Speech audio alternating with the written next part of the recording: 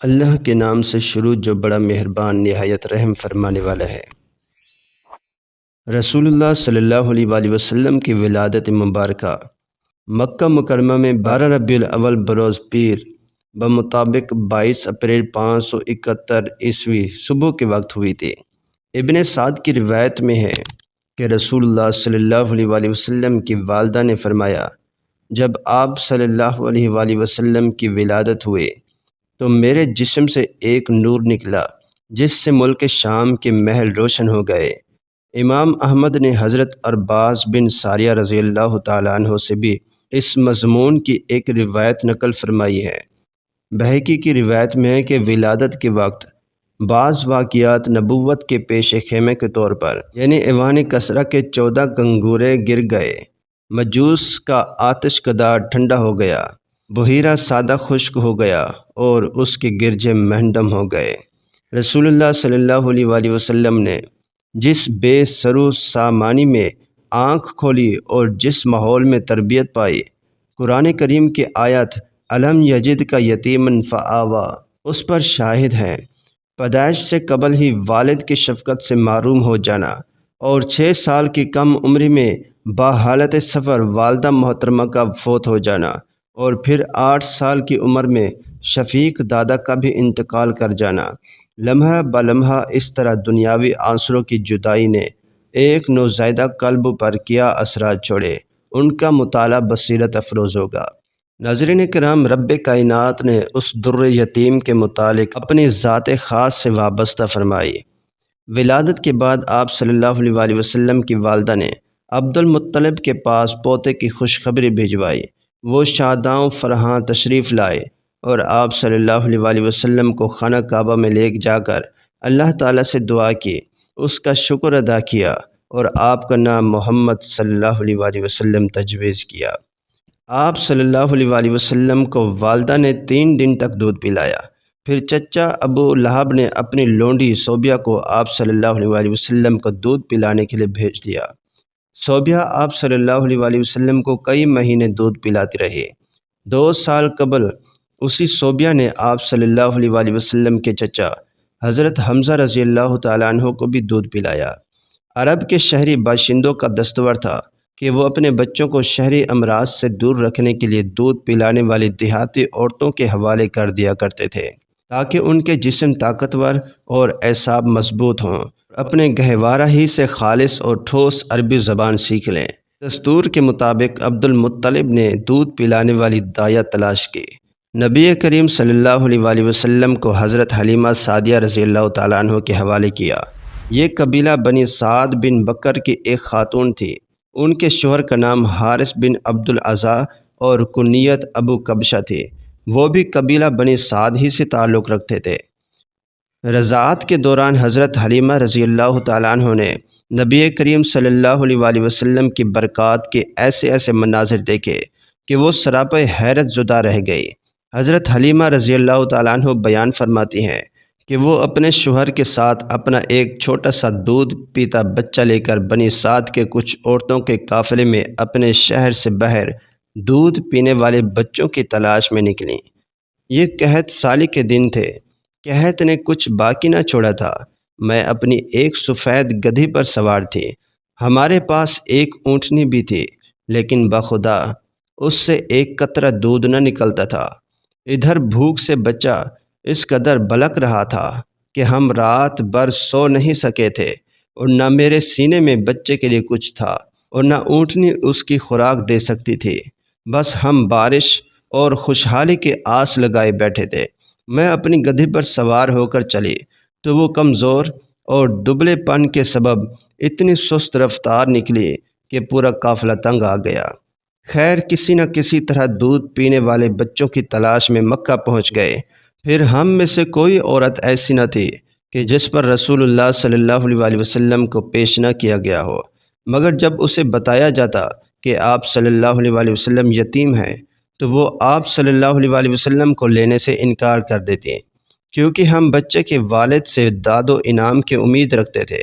ہم کہتے کہ یہ تو یتیم ہے، بھلا اس کی بیوہ ماں اور اس کے دادا کیا دے سکتے ہیں؟ بس یہی وجہ تھی کہ ہم آپ صلی اللہ علیہ وسلم کو لینا نہیں چاہتے تھے۔ ادھر جنتی عورتیں میری ہمراہ آئی تھیں، سب کو کوئی نہ کوئی بچہ مل گیا، صرف مجھ ہی کو نہ مل سکا۔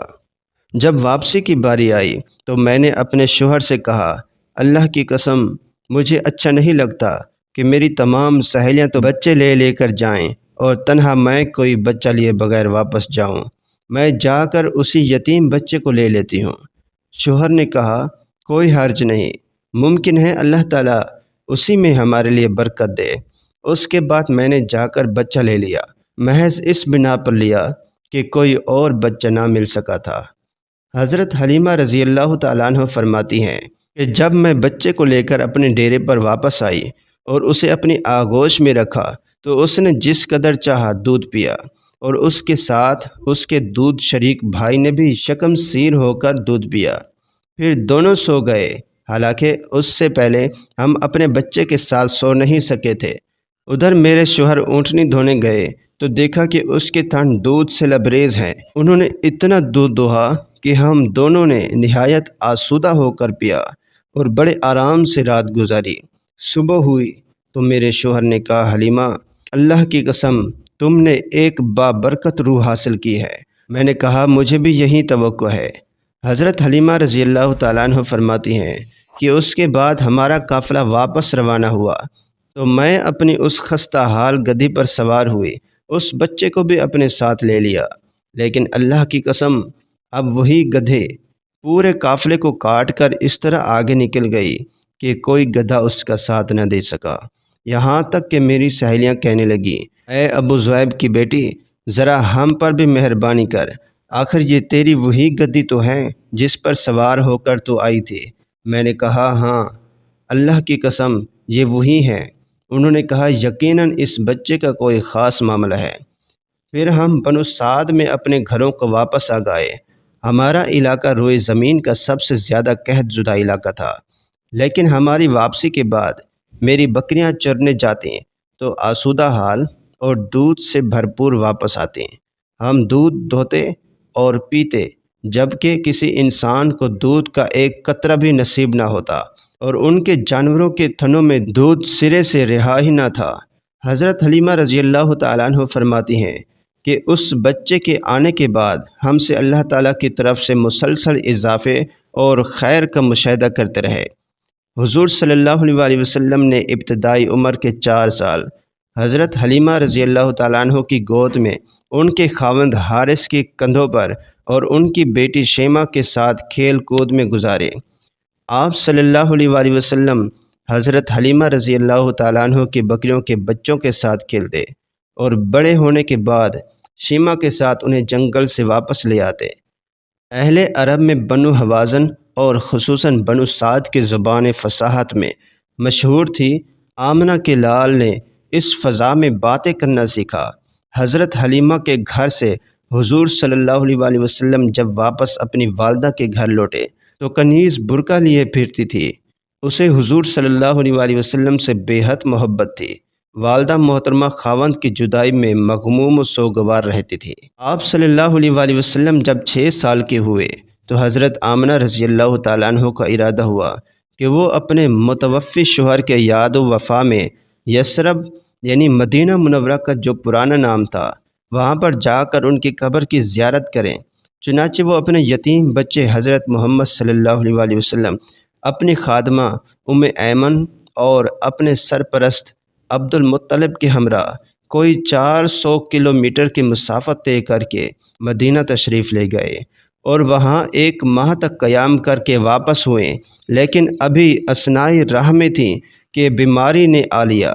پھر یہ بیماری شدت اختیار کرتی گئی، یہاں تک کہ مکہ اور مدینہ کے درمیان مقام ابوا پہنچ کر رحلت کر گئے۔ کم سن محمد صلی اللہ علیہ وسلم ایک مرتبہ پھر دنیاوی اعتبار سے بے یار و مددگار رہ گئے۔ بوڑھے عبد المطلب اپنے پوتے کو لے کر مکہ پہنچے۔ ان کا دل اپنے اس یتیم پوتے کی محبت و شفقت کے جذبات سے لبریز تھا، کیونکہ اب اسے ایک نیاز زخم لگا تھا جس نے پرانے زخموں کو کرید دیا تھا۔ عبد المطلب کے جذبات میں پوتے کے لیے ایسی رقت تھی کہ ان کی اپنی حقیقی اولاد میں سے بھی کسی کے لیے ایسی رقت نہ تھی۔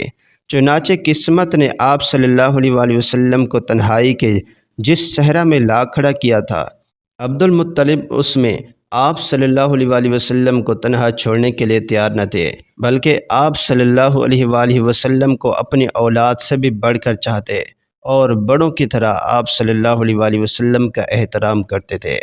ناظرین، یہ تھا ہماری ویڈیو کا پارٹ 1 حصہ۔ پارٹ 2 کا انتظار کیجیے، تب تک کے لیے اس چینل کو سبسکرائب ضرور کر لیں۔